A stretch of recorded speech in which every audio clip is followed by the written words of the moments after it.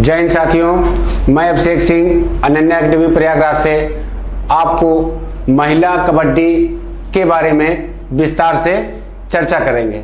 ठीक, जैसा कि आप पुरुष कबड्डी कोड के बारे में अध्ययन कर चुके हैं, उसी श्रृंखला में आगे बढ़ते हुए हम महिला कबड्डी कोड के बारे में चर्चा करेंगे। मैं कोड इसलिए बोलता रहता हूँ कि बहुत पूछा ज़्यादा क्वेश्चन है। कबड्डी खेली जाती है कोर्ट पे, वॉलीबॉल खेला जाता है कोर्ट पर। ठीक, तो जो इसकी हम पहले इसके मेजरमेंट पे चलेंगे। ठीक, पहले हम इसके मेजरमेंट देख लेते हैं, उसके बाद अन्य चीज़ों पर हम आएंगे। ठीक है, पहले हम मेजरमेंट देखेंगे, उसके बाद अन्य चीज़ों पर आते हैं। ठीक है, तो देखिए कबड्डी का जो हमारा कोड होता है महिला का है, ठीक है, वुमेन्स का है। अब पुरुष वाला कुछ देर के लिए माइंड से आप लोग एक किनारे कर दीजिए, अब वुमेन्स पे आ जाइए। ठीक, जो महिला का कबड्डी कोर्ट होता है वो 12 मीटर लंबा होता है। तो 12 मीटर लंबा होता है और 8 मीटर चौड़ा होता है। ठीक है, मेंस का आपको पता ही है 13-10, तो महिला का 12 मीटर हमारा कोर्ट जो होता है लंबा होता है और 8 मीटर चौड़ा होता है। सेंटर लाइन द्वारा हमारा कोर्ट दो भागों में डिवाइड होता है। हम वन साइड का ड्रा किए हैं, आपको सेकेंड साइड का सेम चीजें ऐसे बनेंगी। ठीक है, सेंटर लाइन से 3 मीटर की दूरी पर, सेंटर लाइन से हमारा 3 मीटर की दूरी पर बक लाइन होता है। ठीक है, या अनिवार्य लाइन होता है। ठीक, अब बक लाइन से 1 मीटर की दूरी पर हमारा क्या होती है, बोनस लाइन होती है, और बोनस लाइन से 2 मीटर की दूरी पर इंड लाइन होती है। ठीक है, तो सेंटर लाइन से डिस्टेंस पूछता है, कभी कभी हमारा जो डिस्टेंस एग्जाम में पूछता है वो इंड लाइन से पूछ देगा। ठीक है, जैसे इंड लाइन से बोनस लाइन की दूरी क्या है, उल्टा 1 मीटर। अब बोनस लाइन से बक लाइन की दूरी क्या है, 3 मीटर। ठीक, और इंड लाइन से 2 मीटर की दूरी पर कितना, इंड लाइन से 2 मीटर की दूरी पर हमारा क्या होगा, सिटिंग ब्लॉक होगा। ठीक है, हमारा सिटिंग ब्लॉक होगा। ठीक है, इस सिटिंग ब्लॉक में कुल 6 खाने होते हैं।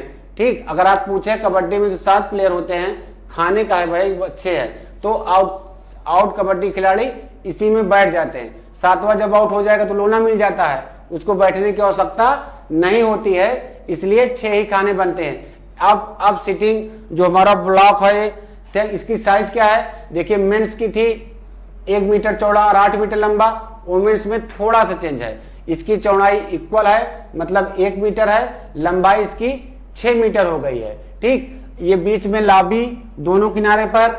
ठीक है, लाबी हो गई। प्लेयर कबड्डी में वुमेन्स प्लेयर कितने होते हैं, कबड्डी प्लेयर 12 प्लेयर प्रत्येक टीम में होते हैं। ठीक है, अगर टोटल प्लेयर पूछेगा 12, अगर प्लेइंग प्लेयर पूछेगा तो प्रत्येक टीम में हमारे कितने होते हैं, 7 प्लेयर होते हैं। सब्स्टिट्यूट प्लेयर पूछता है तो सब्स्टिट्यूट प्लेयर कितने होते हैं, हमारे 5 प्लेयर होते हैं। ठीक है, कबड्डी की जो प्रत्येक लाइनें होती हैं वो 3 से 5 सेंटीमीटर, 3 से 5 सेंटीमीटर, चाहे आप मोटी कहिए चाहे आप चौड़ी कहिए। ठीक है, प्रत्येक लाइनें 3 से 5 सेंटीमीटर मोटी अथवा चौड़ी होती हैं। ठीक, तो अब देखिए एक इंपॉर्टेंट क्वेश्चन और बनता है कि भारतीय कबड्डी संघ की स्थापना कब हुई थी।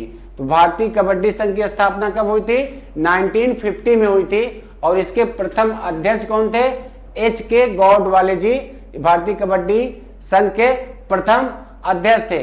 अब देखिए इसमें प्रत्येक गेम की भांति इस गेम में भी पुरस्कार दिए जाते हैं। पैसे पता है कि अर्जुन अवार्ड, हमने अर्जुन अवार्ड को पहले ही बताया है कि थोड़ा यहाँ एक बार रिमाइंड करा देते हैं आपको। अर्जुन अवार्ड का प्रारंभ कब हुआ था, 1961 में। ठीक है, तो अर्जुन अवार्ड का ये प्रारंभ है। अब जैसे पूछ दे अर्जुन अवार्ड कबड्डी टीम के किस खिलाड़ी को सर्वप्रथम दिया गया था, तो सदानंद महादेव सेठी जी हैं हमारे, इन्हें अर्जुन अवार्ड सर्वप्रथम दिया गया था। किस खेल का, कबड्डी का। ठीक है, अगर जैसे आपसे पूछे कबड्डी का प्रथम अर्जुन अवार्ड किसको दिया गया था, सदानंद महादेव सेठी को। अब सन पूछता है कबड्डी का प्रथम अर्जुन पुरस्कार किस सन में दिया गया था, तो 1972 में। यहाँ आप लोग ये मत कंफ्यूज होइएगा कि 1961 सर लिखे हैं, 1972 बोले। इस 1961 में अर्जुन अवार्ड का प्रारंभ हुआ था। ठीक है, 1961 में अर्जुन अवार्ड देने की शुरुआत हुई थी, मगर कबड्डी खेल में कब दिया गया पहली बार, 1972 में। ठीक है, अब द्रोणाचार्य पुरस्कार देखिए, द्रोणाचार्य पुरस्कार प्रारंभ कब हुआ था, द्रोणाचार्य पुरस्कार 1985 में प्रारंभ हुआ था। अब देखिए द्रोणाचार्य पुरस्कार कबड्डी में सर्वप्रथम किसको दिया गया? ईश्वरी प्रसाद राव जी हैं हमारे, इन्हें द्रोणा पुरस्कार दिया गया था। अब द्रोणा पुरस्कार किसे दिया जाता है? जो हमारे कोच होते हैं, जो प्रशिक्षक होते हैं, उनको दिया जाता है। जैसे हम पढ़ने जाते हैं तो टीचर कहलाता है, जब हम खेलने जाते हैं तो वहाँ कोच कहा जाता है, जो हमको पढ़ाता है, कहिए या सिखाता है। अब किस सन में इनको दिया गया था? ये इंपॉर्टेंट बहुत क्वेश्चन है कि 2002 में ईश्वरी प्रसाद राव जी को प्रथम द्रोणाचार्य पुरस्कार कबड्डी खेल में दिया गया था। अब द्रोणाचार्य पुरस्कार प्रारंभ पूछे तो 1985, अगर पूछे कि कबड्डी खेल में कब दिया गया था पहली बार, तो 2002 में किसको दिया गया था? ईश्वरी प्रसाद राव जी को दिया गया था। अब देखिए यहाँ ये बहुत इंपॉर्टेंट क्वेश्चन है, विगत वर्षों में ये बहुत बार पूछा गया है। अगर पूछे कबड्डी में भारत की पहली प्रतियोगिता कब हुई थी या कहाँ हुई थी, तो भारत की पहली प्रतियोगिता, भारत की हम बता रहे हैं अभी आपको, तो कबड्डी की भारत की पहली प्रतियोगिता 1918 में कहाँ हुई थी? सतारा में हुई थी। या तो आपसे सन पूछता है कि कबड्डी की भारत पहली प्रतियोगिता किस सन में हुई थी, तो 1918। कहाँ हुई थी ये भी पूछा है, तो सतारा। ये भी पूछा है कि भारत की पहली प्रतियोगिता कबड्डी की 1918 में सतारा में हुई थी। सतारा है कहाँ? तो हमारा सतारा है कहाँ? महाराष्ट्र में है।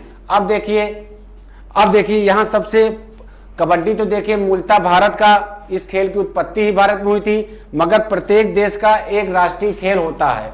ठीक है, हमने आपको पहले ही बताया कि जैसे आपको बताया जाता है कि भारत का राष्ट्रीय खेल क्या है? हॉकी है। अगर यदि आपसे ऑप्शनल में कुछ नहीं है तब आप क्या मारेंगे? कुछ नहीं है, क्योंकि आरटीआई एक्ट के तहत मांगी गई जानकारी के अनुसार भारत का राष्ट्रीय खेल कुछ नहीं है। अगर ऑप्शनल में हॉकी है तब तो हॉकी होगा। ठीक, वो जैसे उसने पहले बताया कि प्रीवियस क्लास में हम वॉलीबॉल के जब थे कि वॉलीबॉल किस देश का राष्ट्रीय खेल है, तो श्रीलंका को हो गया। वैसे कबड्डी किस देश का राष्ट्रीय खेल है? बांग्लादेश का है। हमारा पड़ोसी देश है ना बांग्लादेश, ये कबड्डी हमारा उस देश का राष्ट्रीय खेल है। किस देश का है? बांग्लादेश का ये राष्ट्रीय खेल है। बांग्लादेश का हमारा कबड्डी क्या है? राष्ट्रीय खेल है। ठीक है, तो ये हो गया कबड्डी के बारे में। इसके टाइमिंग देख लेते हैं। हमने जैसे आपको बताया था कि पुरुष की टाइमिंग 40 मिनट होती है, रिमाइंड करा देना आपको। वहीं वुमेन्स की टाइमिंग होती क्या है? 30 मिनट होती है। 30 मिनट होती है। फर्स्ट हाफ पूछेगा तो 30 मिनट, 15 मिनट, 5 मिनट का ब्रेक और 5 मिनट बाद कोर्ट चेंज हो जाएंगे। ठीक है, जब ब्रेक होगा, ब्रेक के बाद जब गेम पुनः बिगिनिंग होगा तो कोर्ट आपस में चेंज हो जाएंगे। अगर हाफ टाइमिंग पूछता है 15 मिनट, कंप्लीट टाइमिंग पूछता है तो 30 मिनट, अगर हमको ब्रेक टाइम जोड़ के पूछता है तब 35 मिनट।